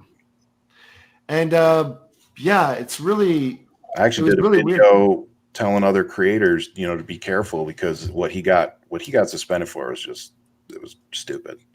So he was on a live. He was on a live, and he put a meme of Donald Trump like with no shirt on or something stupid like that, and somebody flagged it for pornography. Wow. And then he had gotten his pee-pee slapped a couple of times before, so they banned it for forever. That's crazy. And he's also in your same state, Ryan. So you've talked. Is he to him in before, Arizona? right? He's in Arizona. Yeah. Oh, I didn't know he was in Arizona. We've never talked. We've chatted back and forth on TikTok. That's about it. Like, we've commented. I've duetted a couple of his videos in the past. But yeah, I've never gotten to chat with him, so that'll be cool. So what broadcast were you watching, Ryan? The Trump one or the Biden one the other night? Yes, last night. I was watching the Biden one. And then Nikki was watching the Trump one. So she ended up texting me stuff like what I needed to go look at and whatnot. So most of what I saw of the Trump and Savannah Guthrie was like the highlights. I didn't sit there and watch the whole thing, admittedly. I just can't hear him speak that long. But yeah, I thought Biden did a great job. I loved his answer on taxes to the Trump supporter. And I actually cracked a joke and I think actually it was Brain that helped me with it. I said, if this is dementia, I'll take it, because definitely he was on point. So you can say what you want, but he's pretty good yesterday. Just the fact that they talk about him having dementia, and like, it's like they're so, it's like Trump doesn't even finish a sentence. No. You know what I mean? And he makes a bigly. What's a bigly? I mean, you think about the amount, Kofefi, and the fact that he's on whatever combination of drugs. And he wouldn't, what was it? He wouldn't, what was it she asked him about white supremacy again or something like that? And he wouldn't, again, he just kind of It was the QAnon. The QAnon. QAnon. Thank you. QAnon. Yeah. And then they couldn't even remember if he got the shot before the. Oh yeah. She's like, well, when's the last time you tested negative? He's like, What's up, Angel? What's up, Lula?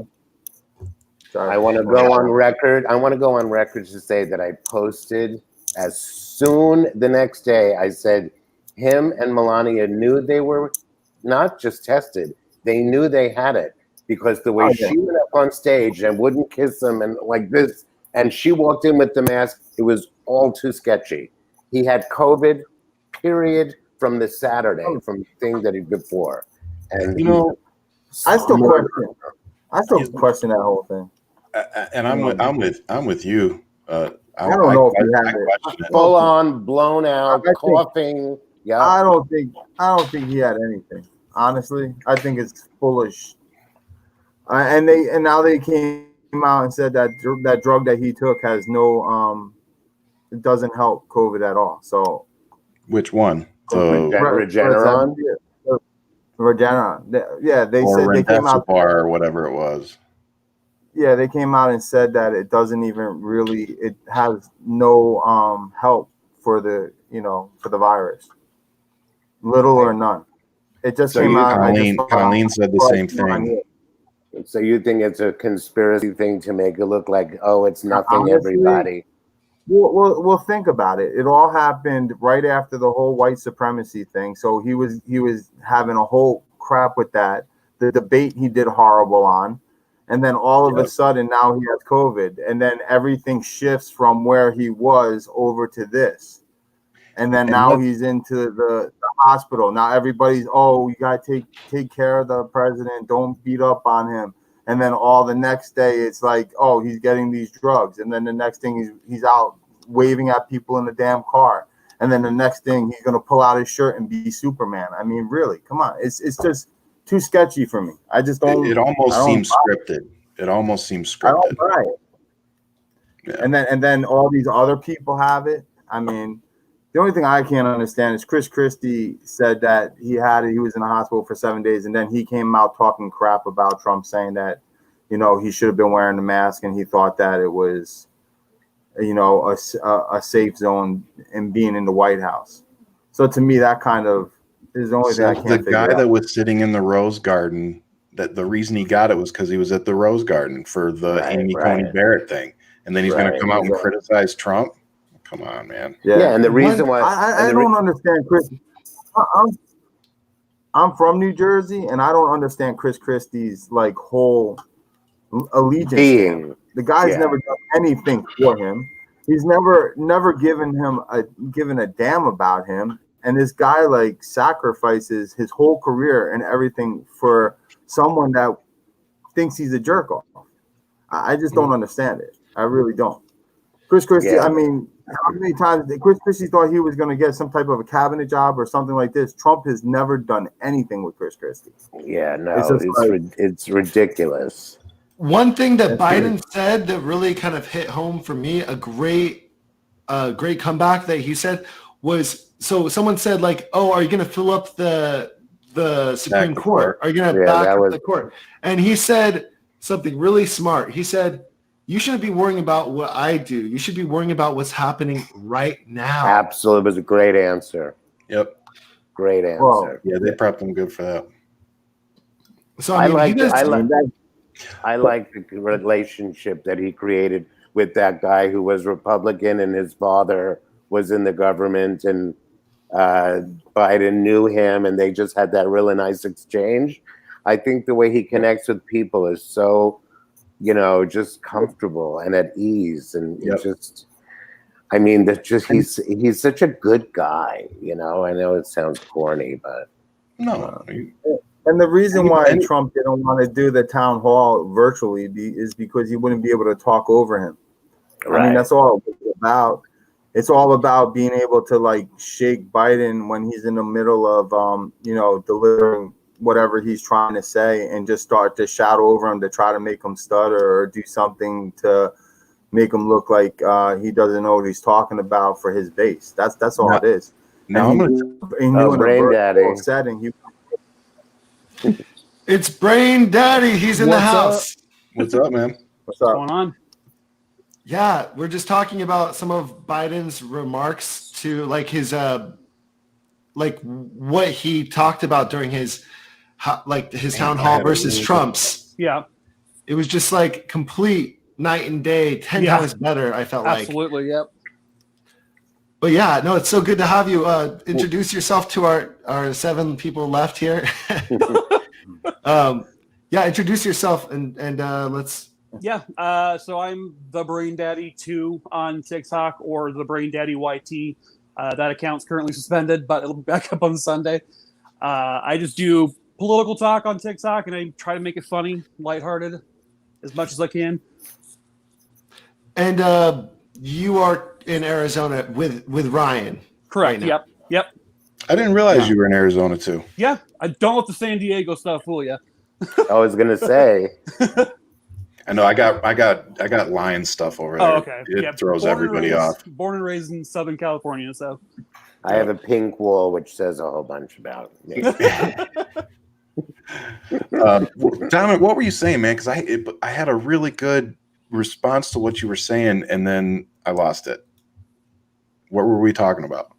Oh, Biden. Oh no, I was just talking about. Oh man, now I lost it too. I was listening. What do you mean about? Dang it! But okay, one of the points I wanted to bring up was about Amy Coney Barrett. Yeah. We keep talking about the distractions and whatnot that Trump and his campaign are using right now.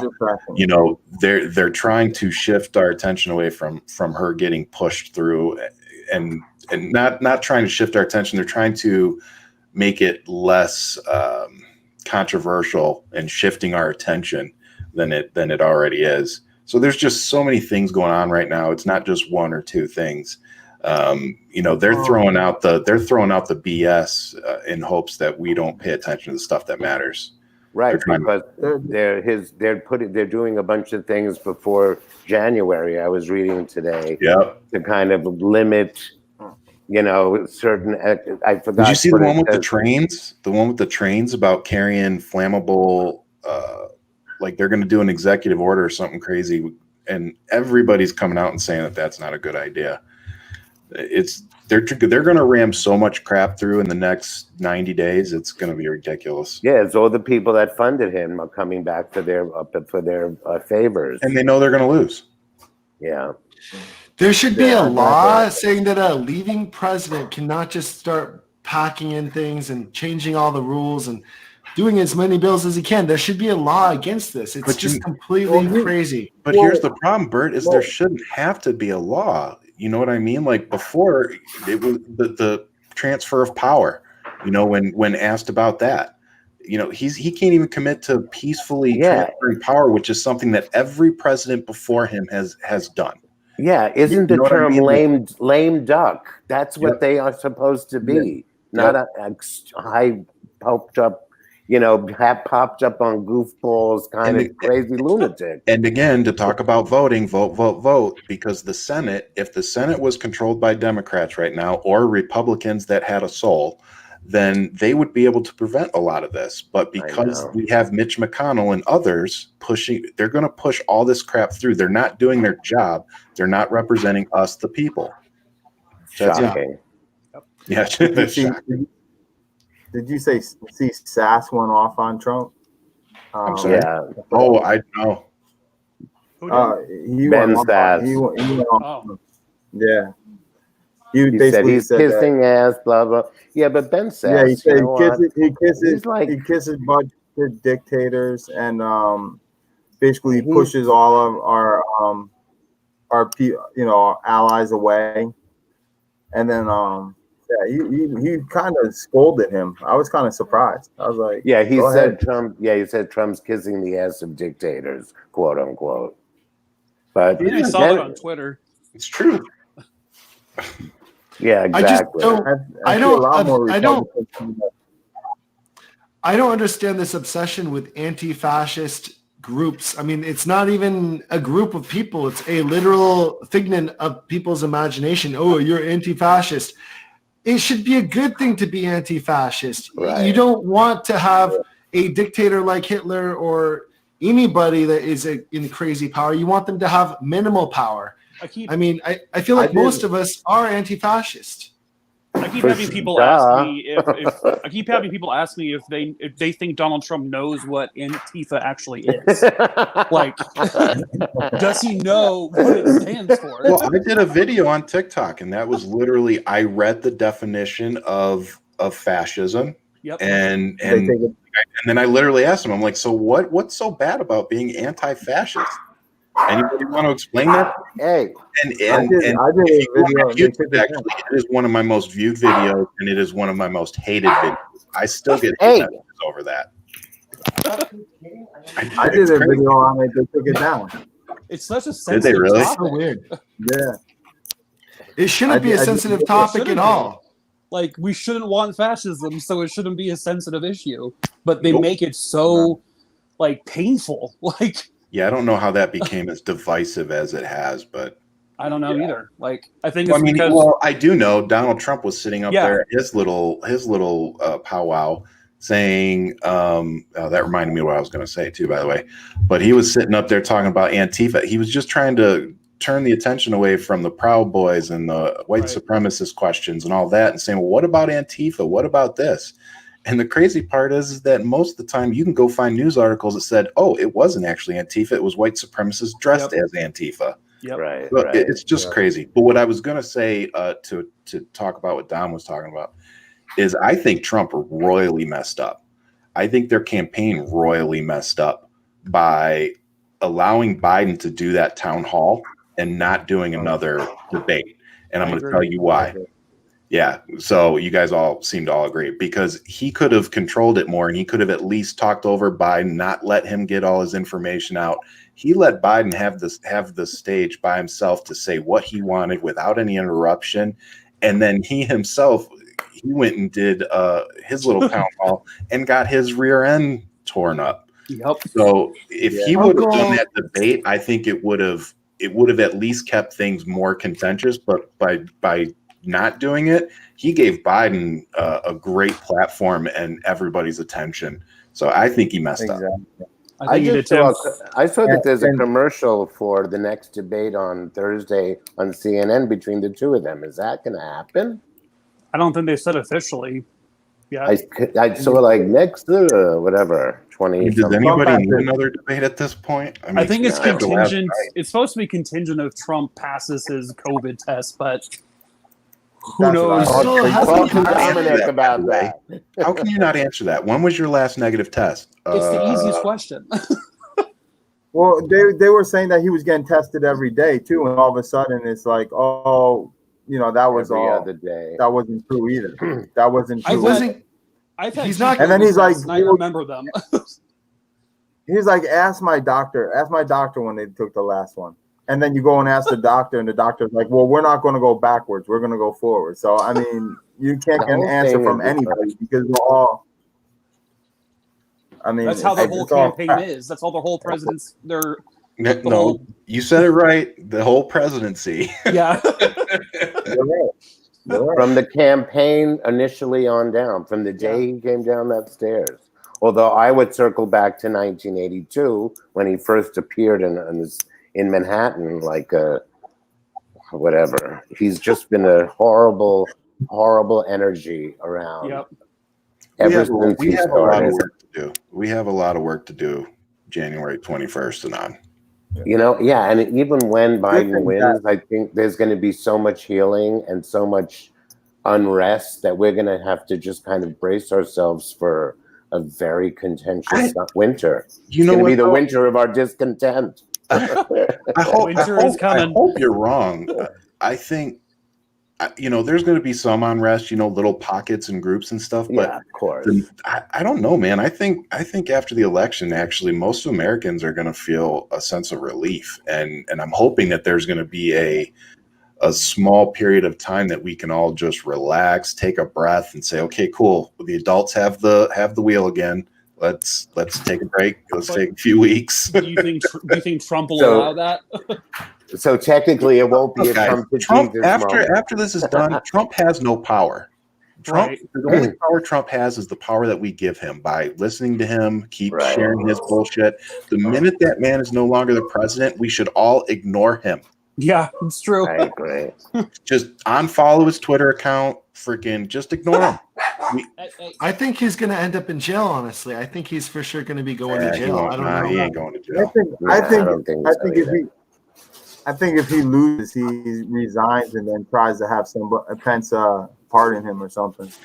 Well, I mean, I said that last week. I mean, imagine if the Republican Party, Mitch McConnell, and all the Republican leaders came up to Trump and said, look, man, you do what we tell you to do for the next 4 years.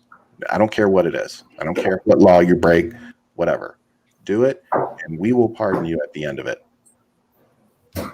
And it's not crazy to think that deal was made somewhere, because how else do you explain some of the stuff they've done?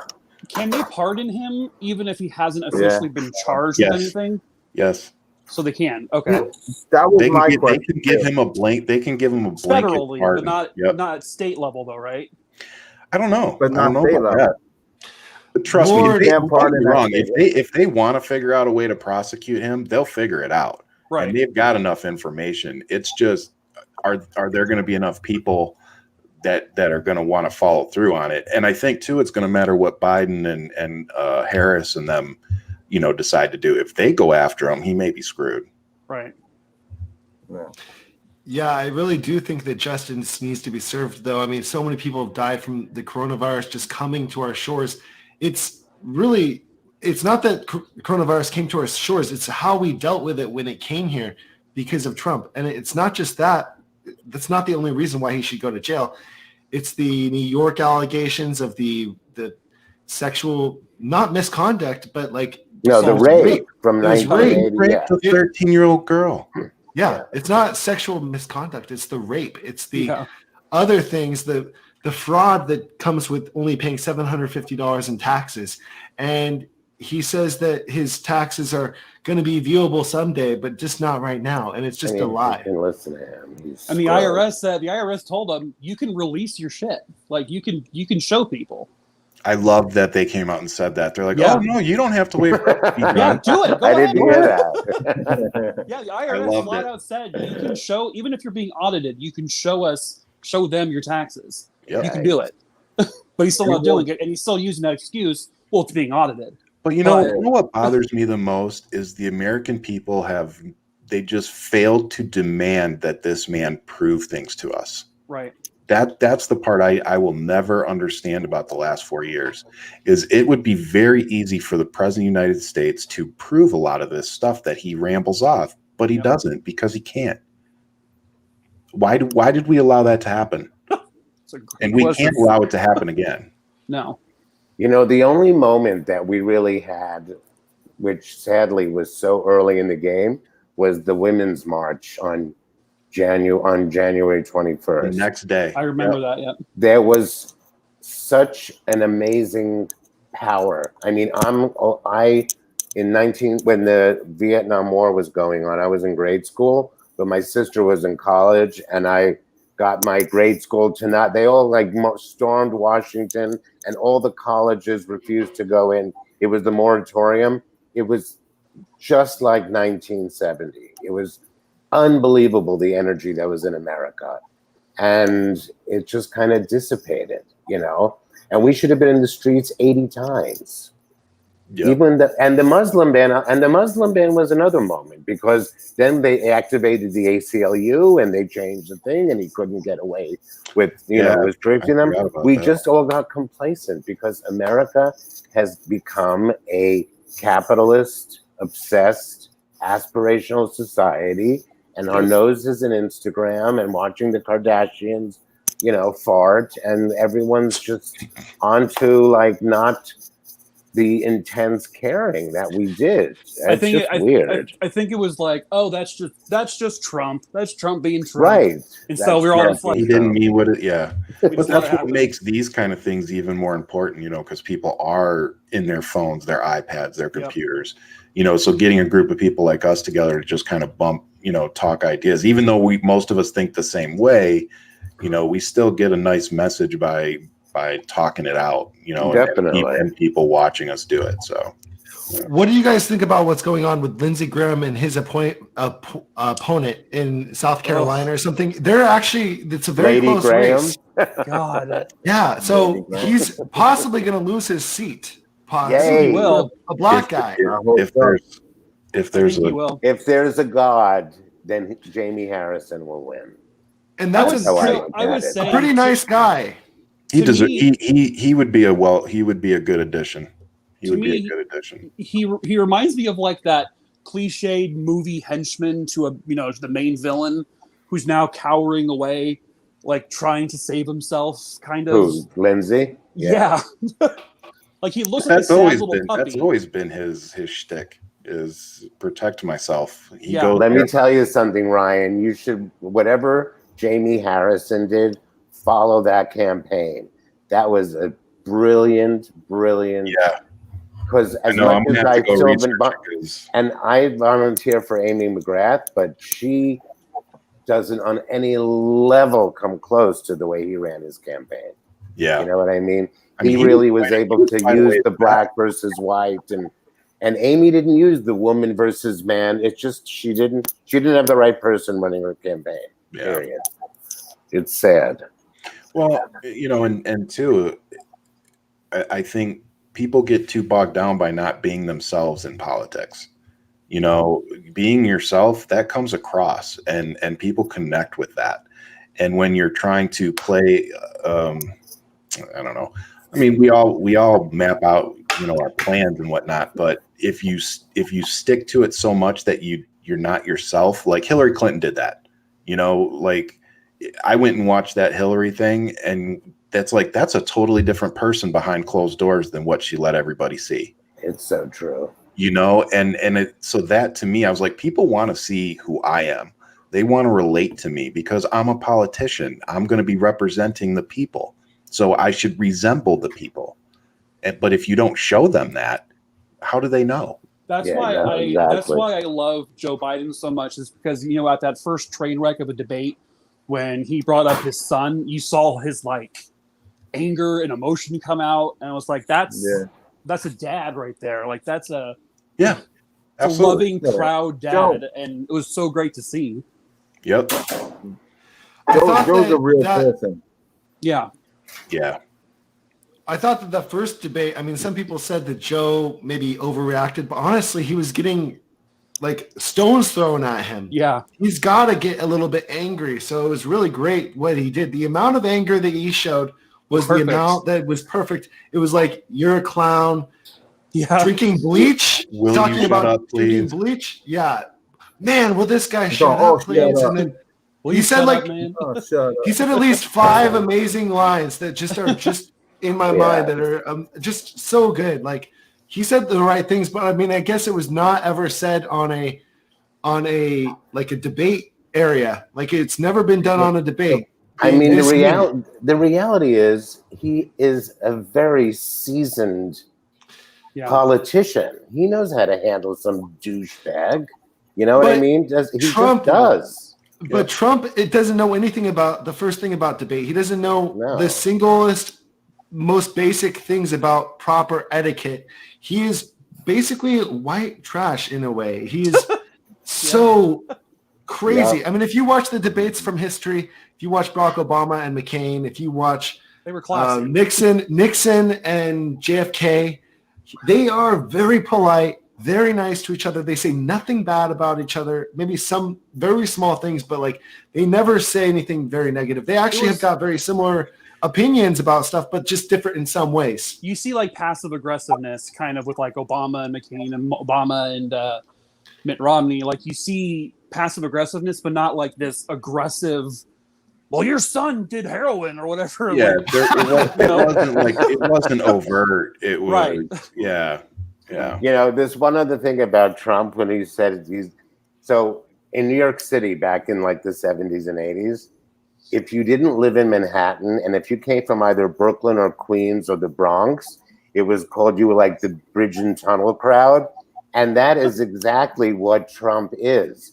So he has spent his whole life trying to unbridge and tunnel himself. You know what I mean? Yeah. So the point is, you can take the bridge and tunnel out of the guy. You can take him, but you can't take it. He's like a a schoolyard thug, right? From like fucking Brooklyn or the Queens or wherever the hell that was. You know what I mean? And you I know mean, what now Brooklyn you can't get in because it's chic, but whatever. Back then it was like, eek. I think that's why I enjoy attacking him so much. You know, not just because he's wrong. You know, he is wrong, but also it's like it reminds me of the high school bully that used to mess with me, and it's like, but now you can't bully me anymore. You know, so now I'm gonna have fun. Yeah, I was bullied relentlessly, and I see that in him. And I'm like, oh, this is gonna be so much fun. Just like tearing you down. It's like, well, let's take care of this guy. I'm much stronger because of people like him in my past. And I'm like, bring it on, baby. You guys, I've got a really special guest coming on right now. He's late, but like I just think it's great that he's coming up now. This is he actually did a lot of videos about Christopher Columbus, and his videos are awesome. All right, well, I'm gonna have to jump off. So. Oh wait, just stay for 5 more minutes. Okay, 5 minutes. I really want to introduce you to this guy. Okay. Just a second. We're actually going to be ending very soon, but I just wanted him to come on for even 5 minutes. It's so fun, and introduce him to you guys. He's a TikToker, and he's I'm not sure where he's from, but he's kind of researched himself about Christopher Columbus. The murderer. Okay, well, while we're waiting, can I read this to you? Did you guys this Trump or this quote on Hannity from Junior? My father doesn't need to rape women. It's more likely a woman would rape him. That's how popular he is. Like recently he said this? On 10/14 of 2020. Wow. That was just yesterday. What is Oh my God. Crazy, Are you kidding? Your whole family. What did you say, Ryan? Sorry. Oh my God. That is one of the stupidest things I've ever heard. Men with power enjoy raping women. It doesn't matter if they have to or not. Okay. So can we please just get that ridiculous talking point? Oh my, yeah. Wow. Here we got Mr. Jahko. Hi. Hello. Hello. What's going on, man? So I wanted to introduce you to who's left here. We're actually about to wrap up, Mr. Jahko, but I just wanted to bring you on to say hi, and hopefully you can come on a full live stream of ours. Do you want to tell us about what you do, Jahko? So I'm on TikTok. I do Biden-Harris promotional videos, anti-Trump videos, whitewashed history videos. Nice. I do raps. I sing any way that the information can get out there. And that's basically what I do. I use the platform to spread awareness, to teach. And yeah. Awesome. It's great to have you in our club and everything. We basically are just a bunch of TikTokers joined together. There's like 20 or 25 of us that joined. Right now it's just us 6, but we've got like kind of a musical chairs of TikTokers that are all kind of political. And so it's great to have you kind of on this whole panel. But we're unfortunately out of time, Mr. Jahko. But how long have you been doing it? How long have you been on TikTok? I actually was on it for this whole time. That's why I was kind of late. I forgot. No. How long when did you start with TikTok? Oh, I started like when it was called Musically, but I was doing. Oh wow. I was still doing. I wasn't doing what I'm doing now, so I was like doing regular TikTok things, and then my whole content just switched over to shifted. It's been all of us, political. all of us old people took over. And Mr. Jahko, you've got like 290 something 300 Not anymore. It went up.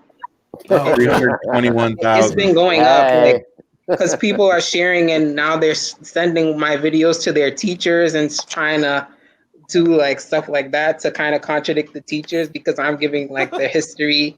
And they're like, my teacher said Christopher Columbus was a great guy, but Mr. Jahko told me the real story. The truth. Get it. I love your music stuff. We actually had 4 musical TikTokers on, or three musical TikTokers on earlier. We had Miss Modell, we had Maya 2960, and we had Emerson, which is the guy that talks about voting stuff. He's from Australia. He's a great guy. But yeah, we had three pretty fun channels on earlier. But anyways, it's fun. You're gonna meet them later. I mean, we're all kind of a family that try to do the live streams like twice or 3 times a week. So I mean, we all do each other's videos. I started this network kind of a month ago with it started out with Maya, Walter, and Hey. I love your dogs. I love your dogs, Mike. Yeah, my dogs They're are so always funny. in my videos. They're awesome. But anyways, we just started off about it a month ago, and it's just grown to be like 25 different creators. So it's going to be awesome when you do join a full one. We'll definitely be really happy to have you. How many hours a day do you stay on? Do you focus on your content? So I usually spend my morning typing up the lyrics to one of my next songs that I'm going to do a video on. And then I wait until the middle of the week, Wednesday, or on weekends to put it up because that's when I'm free. That's awesome. Nice. Cool. Well, I guess we're going to wrap it up. I mean, Ryan, do you want to go first and then you can sign off? And we can actually stay. We can stay and talk, you guys, for as much time as we want. We're just going to end the broadcast. So anyways, Ryan, you go first and then you can find yourself out and then we'll all sign off and we'll end broadcast. Yep, I'm Ryan Shead. I'm biggest on Twitter and TikTok. You can find me on there at Ryan Shead, and at Real Ryan Shead is TikTok. I focus primarily on politics, racial injustices. Mental health is one of my biggest ones. So those are the things that I focus on my platform. So come on over, follow me, especially on my YouTube channel. You can find me /Ryan Shead. So as always, I love you guys. Thank you for supporting us. All of us creators, it means the world to us. So thank you. Much love and keep fighting. I'll see you guys later. Have a good weekend. Bye. You too, guys. Cool. Yeah, so that brings us to Abe. Abe, tell us about your channel. And so my handle is Won't Be Silent. I'm making a film called Won't Be Silent, and it's about the message of that we all need to speak up against oppression and injustice. The song was written in a concentration camp and the guy who wrote it was murdered. And I discovered the song 70 years later, and I've decided to turn it into a song anthem for activism and social justice. So we have all different artists recording this piece of music in different genres. And the idea is to just kind of keep the message of Won't Be Silent. And this year, having discovered TikTok and being an election year, my thought was, what better way to say I won't be silent than by voting? So I've been doing whatever I can with the song to do public service announcement with voting rights groups. And, just kind of now the next phase, just so I want to put this out there, is I want to start getting people to say what they won't be silent about, whether they sing it or just talk about it. And then I'm starting to put a compilation video together as part of the film project. So nice. I'll be asking for people to participate down the road. Cool. And BrainDaddy, yeah, you can do your outro. So I'm obviously on TikTok primarily. I do currently have 2 pages, but I am obviously a political TikToker. I use comedy to try to bring some sort of joy to this very grim world right now. I'm also a big fighter because I'm an LGBTQ person, so I'm a big proponent and fighter for that as well. But yeah, you can find me on TikTok at the BrainDaddy 2 right now. Cool. And then Domenick, you can go. Hey, how you doing? My name is Domenick, or on my lives they call me X. Call me the godfather of the X family.